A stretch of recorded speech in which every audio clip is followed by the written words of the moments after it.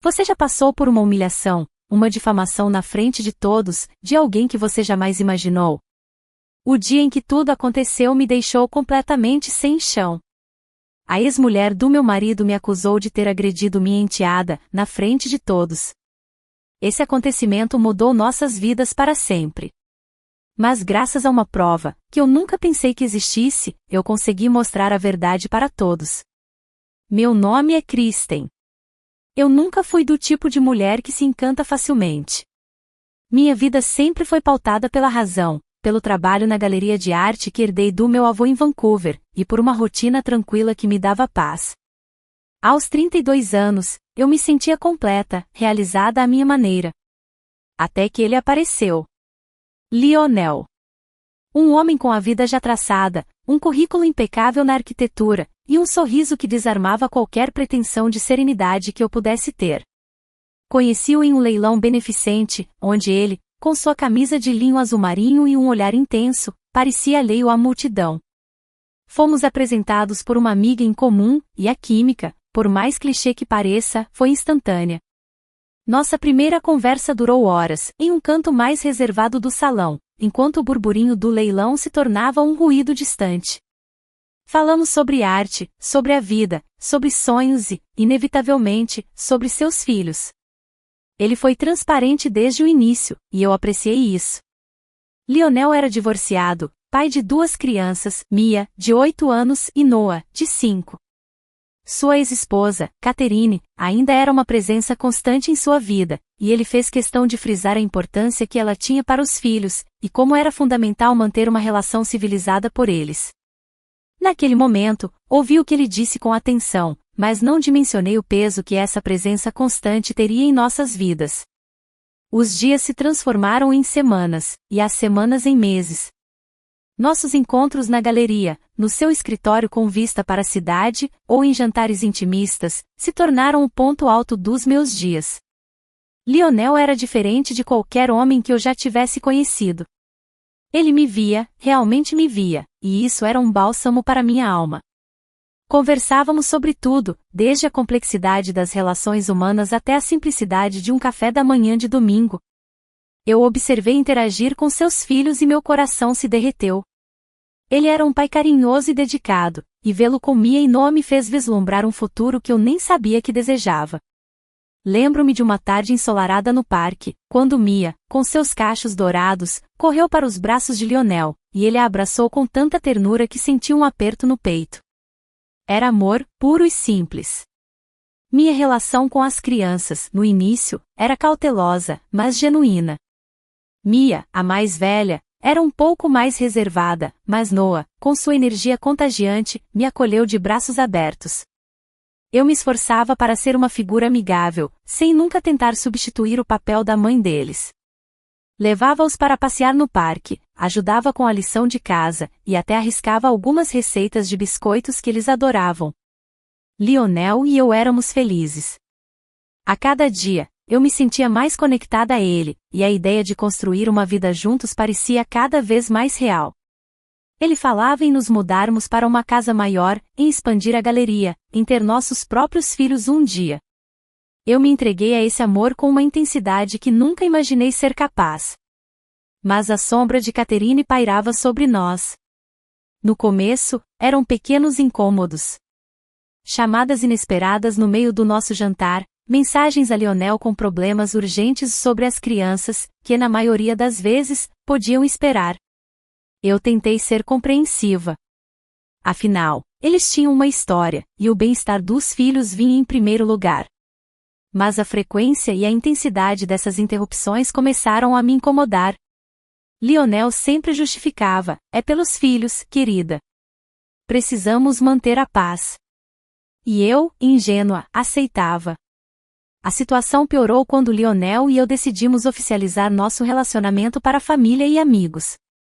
Organizamos um pequeno jantar em nossa casa. Catherine estava presente, claro, como mãe das crianças. Desde o momento em que ela entrou, senti a tensão no ar. Seus olhos, antes amigáveis e um tanto distantes, agora me fuzilavam com uma intensidade que me fez tremer. Ela estava impecável em um vestido preto justo, os cabelos louros impecavelmente arrumados, e um sorriso falso que não alcançava seus olhos. Durante o jantar, ela fazia questão de relembrar momentos do seu casamento com Lionel, como se eu não estivesse ali. Lembra, Lionel, quando a gente foi para Paris? Mia adorou a Torre Eiffel, essa música era a nossa música de casamento, não é? Eu sentia o desconforto de Lionel, e o meu próprio, crescer a cada minuto. Tentei ignorar, manter a compostura, mas era difícil. Parecia que ela queria marcar território, deixar claro que, apesar do divórcio, ela ainda era parte da vida de Lionel de uma forma que eu nunca seria. Após o jantar, as atitudes de Catherine se tornaram mais explícitas. Ela passou a enviar mensagens agressivas para Lionel, questionando a minha presença na vida dos filhos e até mesmo me acusando de coisas absurdas, como não dar atenção suficiente a eles, ou de ser uma má influência. Lionel sempre me mostrava as mensagens, pedindo desculpas pela situação, mas eu via a preocupação em seus olhos. Ele tentava amenizar, dizia que ela estava apenas ciumenta, que era difícil para ela me ver com os filhos. Eu tentava acreditar, mas algo em mim me alertava para a malícia por trás de suas palavras. A tensão escalou exponencialmente quando comecei a notar a mudança no comportamento de Mia. Ela, que antes era apenas um pouco mais reservada, agora parecia distante, por vezes assustada em minha presença. Suas respostas eram monossilábicas, e ela evitava o contato visual. Meu coração se apertava a cada vez que a via assim. Perguntei a Lionel se algo havia acontecido, e ele, preocupado, disse que Mia estava um pouco confusa com a nova dinâmica familiar. Ela só precisa de tempo, ele me assegurava, mas eu sentia que havia algo mais. Uma tarde, eu estava na cozinha preparando o lanche para as crianças, quando ouvi a voz de Catherine vindo do quarto de Mia. As portas estavam entreabertas, e as palavras dela, sussurradas, mas carregadas de veneno, me atingiram como um raio. Aquela mulher não gosta de você, filha.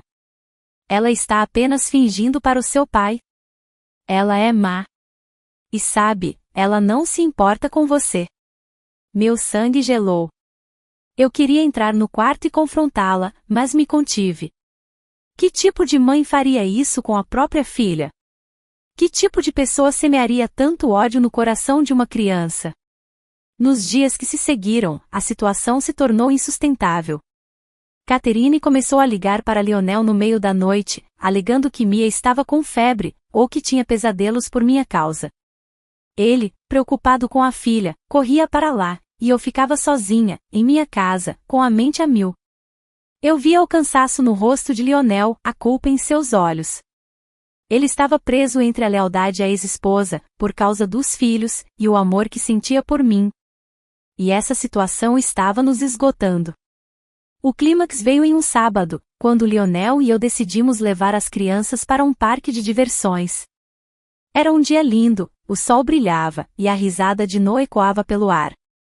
Mia, apesar de ainda um pouco contida, parecia estar se divertindo. Estávamos na fila de uma montanha-russa infantil quando Catherine apareceu. Ela estava acompanhada de um homem que eu não conhecia, e seu rosto estava contorcido em uma expressão de fúria. Ela ignorou Lionel e veio direto na minha direção. Você! Como ousa tocar na minha filha? Ela gritou, apontando o dedo para mim. As pessoas ao redor começaram a nos olhar, curiosas e alarmadas. Meu coração disparou. Eu não entendia o que estava acontecendo. Lionel se colocou entre nós, tentando acalmar a situação. Catherine, o que é isso? O que está acontecendo? O que está acontecendo? Ela repetiu, com a voz embargada de raiva. Essa mulher, essa bruxa, bateu na minha filha. Mia me contou tudo. Minha respiração falhou. Bater em Mia? Aquilo era um absurdo tão grotesco que eu mal conseguia processar. Eu senti o sangue escoar do meu rosto. Eu jamais faria algo assim, eu gritei, minha voz tremendo de indignação. Como você pode dizer uma coisa dessas? Mia, que estava ao lado de Lionel, encolheu-se, os olhos mareados. Noah, assustado, agarrou a perna do pai. Catherine continuou, teatralmente, as lágrimas escorrendo pelo rosto. Ela deu um tapa no rosto de Mia porque ela não quis comer o jantar. Minha filha chegou em casa chorando, com uma marca vermelha no rosto.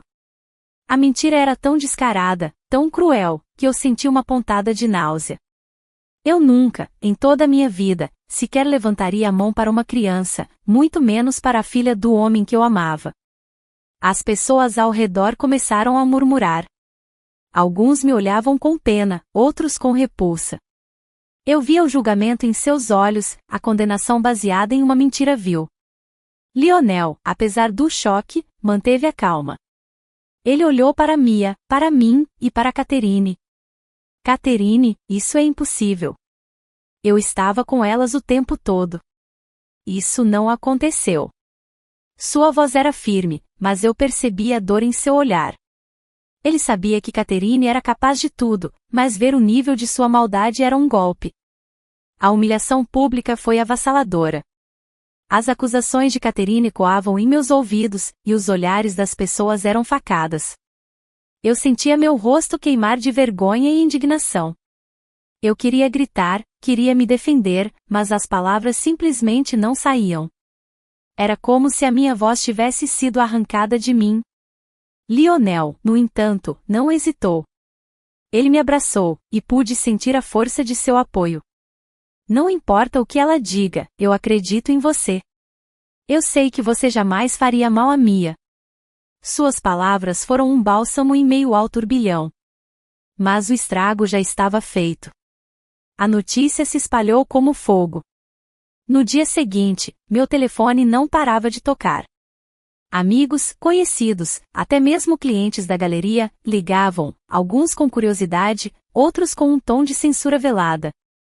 Recebi mensagens anônimas nas redes sociais, me chamando de monstro. Meu mundo, que antes era tão tranquilo e previsível, desmoronou em questão de horas. Os pais da escola de Mia e Noah começaram a me olhar torto, a cochichar quando eu os encontrava na rua. Eu sentia que meu nome estava sendo arrastado na lama. As vendas na galeria caíram drasticamente. As pessoas que antes admiravam meu trabalho, agora me olhavam com desconfiança. Lembro-me de uma senhora, uma cliente fiel que comprava arte de mim há anos, que entrou na galeria, me olhou com uma expressão de repulsa, e saiu sem dizer uma palavra. Era doloroso demais. Eu estava sendo condenada publicamente por um crime que não cometi. Lionel estava furioso com Catherine, mas também estava dilacerado pela situação. Ele tentou conversar com Mia, perguntar a ela o que tinha acontecido, mas a menina estava visivelmente abalada, e apenas repetia o que a mãe havia lhe instruído. Ela me bateu, papai. Ela me bateu. O coração de Lionel estava em pedaços. Ele sabia que eu era inocente, mas ver a filha tão perturbada, repetindo uma mentira, o deixava impotente. Apesar do apoio de Lionel, eu sentia que precisava fazer algo para provar minha inocência. Não apenas por mim, mas por ele e por nossa relação. Eu não podia viver sob essa nuvem de desconfiança e vergonha. A primeira coisa que fiz foi procurar um advogado. Eu queria uma ordem de restrição contra Catherine, queria que ela parasse de me difamar. Meu advogado, um homem experiente de poucas palavras, me aconselhou a reunir provas. Testemunhas, câmeras de segurança, qualquer coisa que possa desmentir a versão dela, ele disse. Eu comecei a revirar cada lembrança do dia em que Catherine alegava que eu tinha batido em Mia. Minha mente estava um caos, mas eu precisava ser metódica. Lembrei que, naquele dia, eu estava com as crianças a maior parte do tempo, mas houve um momento em que Mia e Noah foram brincar no jardim, enquanto eu estava na cozinha. Será que algo havia acontecido lá? Não, eu estava atenta, e não ouvi nada. Foi então que Lionel me deu uma ideia. Lembre-se da babá eletrônica que eu instalei no quarto de Mia quando ela era menor. Ela tem uma função de gravação de áudio e vídeo. Meu coração deu um salto. Lionel nunca havia desativado, apenas a deixou lá. Ele correu para o quarto de Mia, e após alguns minutos de busca, encontrou o aparelho. Eu não podia acreditar que aquilo poderia ser a chave para minha liberdade. Ao rever as gravações, a verdade se revelou. Naquele dia, a babá eletrônica havia capturado o momento em que Mia estava brincando no quarto, e Catherine havia entrado. A voz de Catherine, antes amável, transformou-se em um sussurro ameaçador. Mia, se você não quiser que a mamãe fique triste, você vai dizer ao papai que a Kristen te bateu. Se você fizer isso, a mamãe te dará $500 e aquele brinquedo que você tanto quer. E se você não fizer, mamãe vai embora e nunca mais volta. Você quer que a mamãe vá embora? As palavras de Catherine ecoavam na gravação, frias e manipuladoras. Mia, com a voz infantil e assustada, relutou, mas a chantagem emocional da mãe era forte demais para uma criança de 8 anos. Ela chorava, e então, com um soluço, disse: "Ela me bateu, mamãe.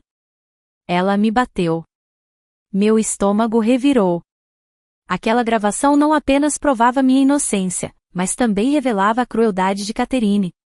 Ela não apenas me acusou falsamente, mas usou sua própria filha como peão em seu jogo mesquinho de vingança e ciúmes. Lionel assistiu à gravação comigo, e seu rosto estava pálido, chocado. A dor em seus olhos era palpável, não apenas pela minha humilhação, mas pela forma como sua ex-esposa havia corrompido a inocência de sua filha. "Eu não posso acreditar", ele sussurrou, a voz embargada. "Como ela pôde fazer isso com Mia?"